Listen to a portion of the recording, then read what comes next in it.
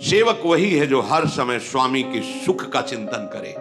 अपने सुख का, अपने देह सुख का चिंतन करने वाला कभी सेवक नहीं हो सकता। सेवक सुख चाह, मान भिखारी, व्यसनी धन, शुभ गति व्यभिचारी। ये तो मजाक की बात है।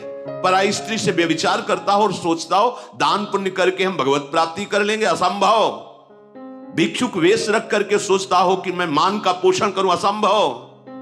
विविध प्रकार की ड्रग्स और शराब, ये नशे, ये जुए, और वो सोचता हूं मैं बहुत धनी बन जाऊं, असंभव। और सेवक भाव रखता हो, चाहे गुरु सेवक हो, इष्ट सेवक हो, स्वामी सेवक हो, और वो सुख चाहता हो उसकी सेवा बन जाए, असंभव। हे संपूर्ण जगत के देखने वाले, देख लो, शब्द पकड़ो। तुम्हें हर समय प्रभु देख रहे हैं, किसी गवाही की जरूरत नहीं है। यदि तुम ऐसा स्वीकार कर लोगे तो तुमसे पाप कर्म होंगे ही नहीं, क्योंकि पाप कर्म वही होते जहां मुझे लगता है कोई देख नहीं रहा है। कोई नहीं देख रहा, लेकिन जग पेखनी तुम देखनी हारे। इस जग रूपी, प्रपंच रूपी पेखना को देखने वाले प्रभु हैं। वही इस नाटक को देख रहे हैं। कोई ऐसा एक जीव भी नहीं जिसे प्रभु की दृष्टि न पड़ रही हो, सबको देख रहे हैं। भगवान ब्रह्मा, विष्णु, महेश, ये स्वयं इस रूप को धारण करके सृष्टि का सृजन, पालन और लय करते हैं। कोई आपके मर्म को नहीं जान सकता, तो हे नाथ, फिर और कौन जान सकता है?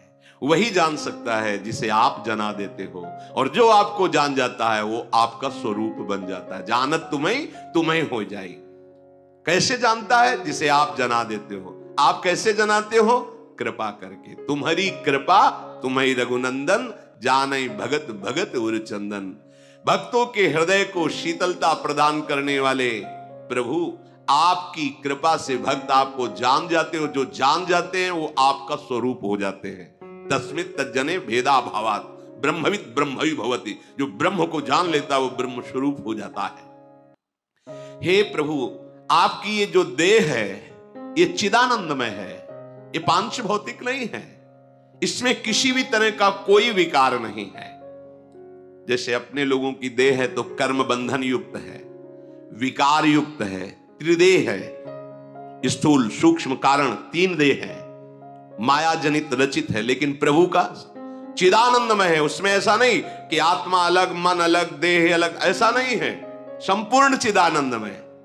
और जैसे हम आंख से देख सकते हैं, हाथ से क्रियाएं कर सकते हैं, प्रभु कहीं से भी कुछ भी, क्योंकि चिदानंदमय है। जैसे हम केवल सामने ही देख सकते, पीछे नहीं। प्रभु ऊपर नीचे पीछे बाहर भीतर सूक्ष्म सा, कहां ऐसी जगह है जहां उनकी दृष्टि ना हो। चिदानंदमय, निर्विकार, सर्वव्यापी स्वरूप। उत्पत्ति, नाश, वृद्धि, क्षय शरीर में पांच भौतिक में होते, चिदानंद में नहीं। कोई अधिकारी भक्त ही इस रहस्य को जान पाता है। मुनि तापस जिनते दुख लहाई, ते नरेश बिनु पावक दहाई। जिनसे भगवान के भक्त संत महात्मा दुखी हो जाते हैं तो उनको आग लगाने की जरूरत नहीं, वो दुख ही उनके सर्वनाश का कारण करके आग लगा देता है। सारे सुकृत भस्म हो जाते हैं। मंगल मूल विप्र परितोषु, दहाई कोटि कुल भूषुर रोषु। ये जो ब्रह्म ऋषि जन हैं, इनको सुख भावना वचन से, शरीर से, सेवा से, ये महामंगल मोद प्रदान करने वाला है। और अगर कोई इनके विपरीत इनको कष्ट दे, इनको दुख दे, तो चाहे जितना बड़ा कुलवान हो, धनवान हो, बुद्धिमान हो, वो नष्ट हो जाता है। श्री भगवान कहते हैं, महर्षि वाल्मीकि जी भगवान को बता रहे हैं कि आप ऐसी जगह रहो। कैसी जगह? सुनहु राम अब कहूं निकेता, जहां बसहु सिय लखन समेता। अब मैं आपको निवास स्थान बता रहा हूं, वहां आप आराम से रहिए सिया लखन जी के साथ। पहला सुनिए। जिनके श्रवण समुद्र समाना, कथा तुम्हारी सुभग सरिनाना। भरहि निरंतर हो ही न पूरे, तिनके ही तुम कहूं ग्रह रूरे। जिनके कान समुद्र स्वभाव को प्राप्त हो गए हैं। समुद्र स्वभाव जैसे बहुत सी नदियां समुद्र में गिरती हैं पर कभी समुद्र में उफान नहीं आता, या ना गिरे नदियां तो समुद्र सूख थोड़ी जाएगा। जिनकी श्रवणेंद्री बाहर से विविध प्रकार की नदियां, गंगा यमुना सरस्वती, विविध नदियां, विविध भगवद यश कानों में जा रहा है, पर कभी ऐसा नहीं, वही कथा हम ये तो सुन चुके हैं, वो श्रवणेंद्रिय अभी परिपक्व नहीं हुई। रोज नवम नवम और विविध रस की वार्ता, विविध कथाएं, ये विविध नदियां हैं और उनके श्रवण समुद्र है। नर्मदा, गंगा, यमुना सब जा रही समुद्र की तरफ, लेकिन वो कभी उफान नहीं कि अब बस हम तो सुन रखा है, ना ही रस विशेष जानातिन, नहीं अभी रस प्राप्त नहीं, अभी श्रवणेंद्री पावन नहीं हुई। अगर ना जाए तो अंदर उसके निरंतर मंत्र और भगवत चरित्र चिंतन चल रहा है तो उसको सुन रहा है। एक श्रवणेंद्री बाहर है, एक अंदर है। श्रवण का ये द्वार है ये, और इंद्री तो अंदर है। श्रवणेंद्री यहां आप बंद कर लो तो का सुनाई नहीं देगा, इसको आप ढक लो, किसी से पूरे से बांध लो, इसके बाद अंदर ही अंदर मंत्र देखो सुनाई देगा, क्योंकि श्रवणेंद्रिय अंतर है। अंतर में निरंतर मंत्र चल रहा है, प्रभु के पद चल रहे हैं, प्रभु की लीला चिंतन चल रही है, तो बाहर से नहीं आ रही, तो अंदर से श्रवणेंद्रिय कभी खाली रहती ही नहीं, वैसे भी खाली नहीं रहती, प्रपंच सुनती रहती। देख लो, बाहर से प्रपंच, अंदर से प्रपंच। लेकिन जिनकी श्रवणेंद्रिय केवल भगवान के नाम रूप लीला धाम का पान करती और कभी तृप्ति का अनुभव नहीं करती है, हे प्रभु आप उनके हृदय में अपना घर मान करके रहिए। यह श्रवणेंद्रिय से भगवत प्राप्ति, श्रवणेंद्रिय से भगवत प्राप्ति, एक इंद्रिय भगवत प्राप्ति करा देगी। बस कानों को खूब भगवत चर्चा सुनाओ, रात दिन नाम कीर्तन, नाम अंदर से जब अंदर से सुनाओ, बाहर से सुनाओ, इसी से भगवत प्राप्ति हो जाएगी। कह रहे हैं कि भरे ही निरंतर होई न पूरे, तिनके ही तुम कहूं ग्रह रूरे। प्रभु वो सुंदर घर आपका निजी घर है जिसकी ऐसी श्रवणेंद्रिय है। अब नेत्रेंद्रिय की बात कह रहे हैं।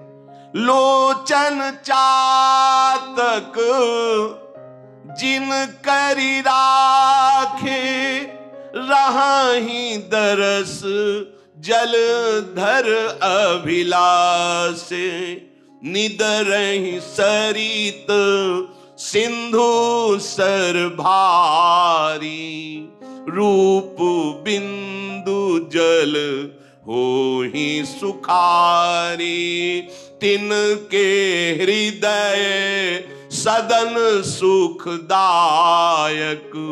बसहु बंधु सिय सह रघुनायक। बड़ी महिमा की बात है। अब नेत्रेंद्रिय की बात करें। जिनके नेत्र चातक की भांति हैं, चातक वो मेघ को देखता रहता है कि स्वाति का बूंद पीता है, मेघ का बरसाया हुआ। अगर वो मर रहा हो और गंगा जी में पड़ा हो तो भी चोंच ऊपर करके ही मरेगा, क्योंकि वो केवल स्वाति मेघ के द्वारा बरसाए हुए बूंद को पिएगा, गंगा जल को भी नहीं। अनन्य अनन्य चातक की तरह केवल भगवत दर्शन की लालसा, अपने स्वामी के मिलन की लालसा, दरस बिन दूखन लागे नैन। बस नेत्र ललचा रहे, कब भर नेत्र अपने प्रियालाल को देखूं। दूसरा रहस्य, जिधर दृष्टि जाए उधर अपने प्रीतम की भावना, सबके हृदय मंदिर में मेरा प्रीतम छुपा हुआ है। प्रीतम की भावना रहित कोई भी रूप उसे लुभायमान नहीं कर सकता। निदरहि सरित सिंधु सर भारी, अपने आराध्य देव के रूप के सिवा चाहे त्रिभुवन का कोई भी सौंदर्य हो, वो नेत्र लुभायमान नहीं हो सकते, क्योंकि जैसे चातक है केवल मेघ के द्वारा बरसे हुए स्वाति की बूंद को लेगा, अन्यथा वो भले गंगा की धारा में पड़ा हो मर जाएगा, एक बूंद जल जीवित नहीं जाने देगा। ऐसी निष्ठा। भला कोई रूप संसार में ऐसा है जो रूप समुद्र प्रभु के प्यासे नेत्रों को अपनी तरफ आकर्षित कर ले? अगर आकर्षित कर लेता तो नाटक हो रहा था, अभी उपासना नहीं हो रही थी, केवल नाटक हो रहा था। अगर उपासना होती तो कोई रूप है नहीं, तुमसे कह रहे हैं। जिस रूप को तुम सौंदर्यवान समझते हो, जरा प्रभु के रूप की झांकी की लालसा जगाओ, फिर देखो क्या होता है। कई बार सत्संग में सुनाया है धनुर्दास जी का चरित्र। वो अपनी पत्नी के रूप में इतना आसक्त थे कि एक क्षण के लिए भी नहीं छोड़ सकते थे। बड़ा उपहास होता था, वो सहते थे। आप सामान लेने जाना है तो अकेले जा नहीं सकते, पत्नी को लिवा के जाएंगे क्योंकि रूपासक्त हैं वो। पत्नी चलेगी तो ऐसे और आप चलेंगे पीछे, छाता लगाए धूप ना लगे, बैग पीछे, वो ऐसे आ रही वो पीछे चल, लोग उपहास करते हैं। ये सूचना आचार्य चरण को पहुंची तो उन्होंने कहा अरे ऐसा रूपासक्त ये तो भगवान के काबिल है, जिसने सारी इंद्रियों को बटोर कर रूप में लगा दिया है, हम दर्शन करेंगे। नजदीक गए, देखा तो हंसी का पात्र तताई, छाता लगाए बैग चल रहा है, वो पत्नी सीधे चल। नजदीक गए, बोले भाई इतना आसक्त क्यों? बोले देखा कि संत हैं हल्के से, उनका महाराज बिना इनके रूप के हम जीवित नहीं रह सकते। तो उनका अगर इससे भी बढ़िया रूप हो, बोले हो ही नहीं सकता। तो जे ही स्पर्श किया और संकल्प किया तो सामने नौ किशोर रूप ठाकुर का छाता छूट गया, पतली भूल गई, पीछे लग गए और अनंत काल तक उस महारूप का पान करने के योग्य बना दिया। ये भगवान की प्रेमी महाभागवतों का। तो जिनके नेत्र चातक की तरह केवल भगवत रूप दर्शन की लालसा रखते, कोई कितना भी रूपवान हो। श्रीपाद प्रबोधानंद सरस्वती जी ने कहा कि राधा किशोरी के चरणों का आश्रय लेने वाले को भगवान का मोहिनी रूप भी मोहित नहीं कर सकता, क्योंकि मोहिनी प्रिया जो मोहन को, विश्व मोहन को, मदन मोहन को, मुनिमन मोहन को, सुमन मन मोहन को अपने अधीन किए हुए हैं, जाके अधीन सदाई सांवरो। उन लाडली की ठसक रखने वाला, जिनके नेत्र लाडली के गोरे चरणारविंद के दर्शन की लालसा से युक्त है, उनको भला कौन लुभायमान कर सकता है? तो कह रहे जिनके ऐसे नेत्र हैं, नेत्र इंद्री का वर्णन, कि वो केवल प्रभु की रूप माधुरी देखने के लिए हर समय तप्त रहते हैं, जलते रहते हैं। दर्श बिन दुखन लागे, जब से तुम बिछड़े पी प्यारे कबहु न पायो चैन। बोले ऐसे उपासक के हृदय में, हे प्रभु आपका सुखदाई महल है उसका हृदय, आप सुखपूर्वक तीनों, आप लखन और श्या उसके हृदय में विराजमान हो। जस तुम्हार, अब वाक्येंद्री, जस तुम्हार मानस विमल हंसिनी जी हा जासु, मुक्ता हल गुण गन चुनई, राम बसऊ हियतासु। जिनकी ये वाणी हंसिनी है, हंसिनी शब्द का प्रयोग किया है क्योंकि जल और दूध मिला के रख दो तो हंस हंसिनी की ही ताकत है कि वो केवल दूध पी लेगा, जल छोड़ देगा। संपूर्ण विश्व में रहते हुए भी भगवत स्वरूप वाणी कर ली जाए। कई बार चर्चा में कहा है कि यदि कोई आपको सांसारिक व्यवहार की भी बात करनी तो पहले बोलो राधा, फिर बातचीत करो बीच में राधा राधा, और विश्राम जब बात की हो तो राधा, तो पूरी बात आपकी राधा से कवर हो गई, वो भजन ही हो गया। यहां कह रहे जिनकी वाणी आपके यश रूपी मानस सरोवर में हंस बनी हुई हंसिनी है। आपका नाम कीर्तन, आपका गुण कीर्तन, आपकी रूप महिमा, आपकी धाम महिमा, बस नहीं तो मौन, ताते मौन रहबो उचित है। तब सुख हरिवंश गुण नाम रसना रटत, और बहुवचन अति दुखदानी। और कुछ बोले तो फंस जाओगे प्रपंच में। राधा राधा राधा प्रभु का जस, नहीं तो मौन। तो बोले ऐसे के हृदय में आप तीनों विराजमान हो, जिनकी वाक इंद्री सदैव आप में ही लगी रहती है, आपके यश गान में। प्रभु प्रसाद सुचि सुभग सुबासा, सादर जासु लहई नीत नाशा। घ्राणेन्द्री, कितनी बढ़िया बात, एक एक इंद्री से भगवत प्राप्ति। जो आपके चरणों में चढ़ी हुई तुलसी, आपके श्रीअंग के पुष्प मालाएं आभूषण आदि जो पुष्पों की कलियों के बने, वो जो प्राप्त हो, घ्राणेन्द्री से बार बार कृतकृत्यता का अनुभव, बार बार पुलकित, अहो भाग्य मुझे प्रभु का प्रसादी पुष्प मिला, प्रभु की प्रसादी तुलसी मिली, प्रभु की प्रसादी मालाएं मिली। बार बार उसके हृदय में आप निवास करो। प्रभु प्रसाद सुच सुभग सुवासा, सादर जासु लहाई नितनासा। अगर घ्राणेन्द्री प्रभु के आहा आज हो भाग्य, प्रभु की प्रसादी इत्र मिला, पास बार बार वो इत्र की खुशबू, हाँ मेरे प्रभु का प्रसादी है, बार बार स्मृति जगा रहा है, उसके हृदय में आप निवास करो। अब रसेंद्री, तुम्हें निवेदित भोजन करही। बिना आपको भोग लगाए जिब्या पर कुछ नहीं जाएगा। ये भगवान की जो प्रेम लक्षणा भक्ति है उसकी प्राप्ति के लिए अनिवार्य है। दुर्दास जी ने आदेश किया है कि पानी भी बिना भोग लगाए मत पियो। अगर जल आपके हाथ में है तो राधा वल्लभ लाल, हे प्रभु आप पान करो जल। एक क्षण में समर्पित किया, राधा राधा राधा पी गए। बिना प्रभु को समर्पित किए जल भी मत पियो।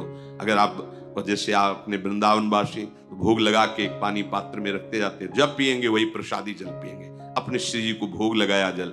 अगर ऐसा नहीं है तो जो आपके हाथ में जल है पहले उससे प्रभु राधा वल्लभ लाल की जय, गुरुदेव भगवान की जय, हरिवंश महाप्रभु जय, राधा राधा राधा भाव से समर्पित। जो एक एक इंद्री से भगवत प्राप्ति जो आपको भोग लगा करके पाता है, प्रभु आप उसके हृदय में वास करें। भोग लगा के पाना। अब कोई भी नया वस्त्र मिला है, पहले प्रसादी कीजिए, श्री जी के चरणों में से स्पर्श कराइए, फिर उसे धारण कीजिए। कोई भी अमनिया वस्त्र नहीं। प्रभु प्रसाद पट भूषण धरही। कोई भी आपके श्रृंगारिक वस्तु प्रभु के चरणों में अर्पित कर दी और उसे प्रसादी करके फिर धारण किया। अब हमारा जो ये भाल देश है, ये जो आप तिलक लगाते हैं ना, ये हंसी मजाक नहीं, ये खिलवाड़ नहीं, ये पापात्मा जीव हैं जो देखकर जलते हैं, क्योंकि कहीं ना कहीं वो इसकी महिमा अंदर से जानते हैं पर लगा सकते नहीं तो निंदा करते हैं। जैसे संतों की निंदा क्यों करते हैं? क्योंकि उस आचरण में चल नहीं सकते, पर कहीं ना कहीं उनको पता है कि ये महामहिम आचरण है। तो जैसे लोमड़ी ने अंगूर की तरफ उछाल लगाई, नहीं पाया तो कहा खट्टे छोड़ो यार, आगे चल दिया निंदा करके। ऐसे ही ये भागवतिक, बिल्कुल आप डरिए मत कि हम तिलक लगाए हैं, कंठी लगाए हैं, लोग क्या कहेंगे? लोग क्या कहेंगे? बड़ा भगत बना है। आहा, कितनी बढ़िया बात कह दी। हमारा संबंध प्रभु से स्वीकार करता है वो। अब दूसरे स्वीकार करने लगे हैं। पहले तो था कि हम ही नहीं स्वीकार करते थे, अब दूसरे कहने लगे बड़ा भगत बनता है प्रभु का। नहीं, चंदन लगाने से भगत, दिखावटी क्यों करते हो?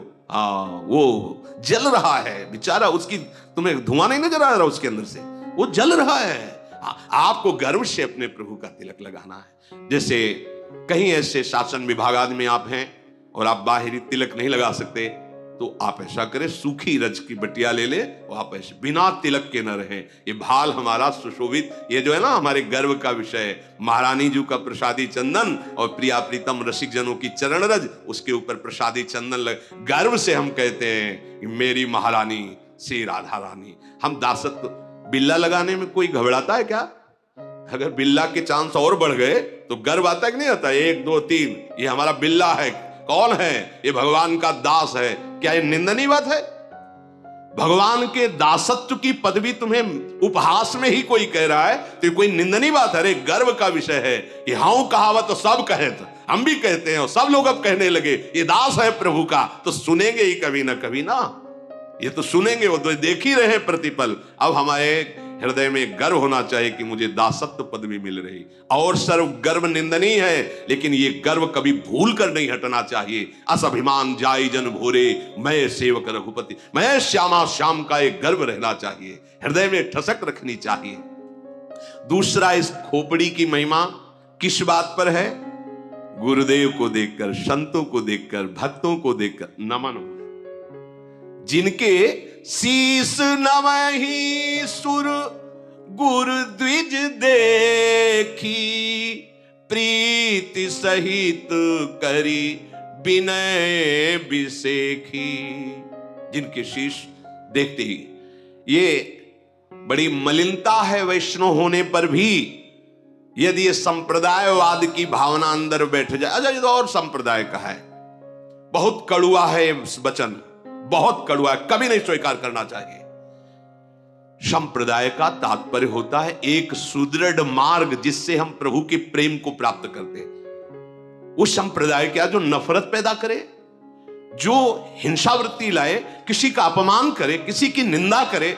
मेरी तो आज तक समझ में नहीं आया, अगर भगवान आगे समझा देंगे तो आपको बता देंगे। मेरी समझ में नहीं आई बात। मेरी समझ में तो यह आई कि सब हमारे हैं, हमारे प्रभु के हैं, हमारा परिवार सब है, पूरा जगत मेरे प्रभु का स्वरूप है या मेरे प्रभु का है। अगर कहीं कोई